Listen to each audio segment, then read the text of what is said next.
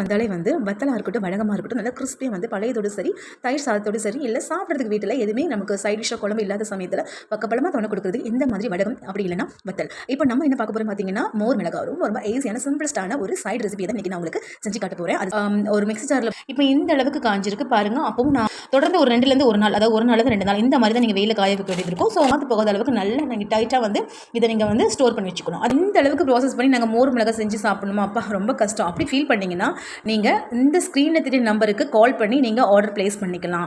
மோர் மிளகாய் செய்கிறதோட நாங்கள் வந்து மசாலா தூளும் வந்து விற்பனை பண்ணுறோம். அதாவது காஞ்ச மிளகாய் தூள், தனியா தூள், அப்புறமா ஃப்ரெஷ்ஷாக அரைச்ச கம்பு மாவு, கேழ்வரகு மாவு, கோதுமை மாவு இது எல்லாமே வந்து தனித்தனியாக நாங்கள் வந்து தண்ணியில் நல்லா அலசிட்டு வெயில சுக்காக காய வச்சு நல்லா ஃப்ரெஷ்ஷாக சுத்தமாக வந்து சூப்பராக உங்களுக்கு மாவு ரெடி பண்ணி வச்சுருக்கோம். உங்களுக்கு தேவைப்பட்டுச்சுன்னா ஸ்க்ரீனில் தெரிய நம்பருக்கு நீங்கள் ஆர்டர் பண்ணிக்கலாம்.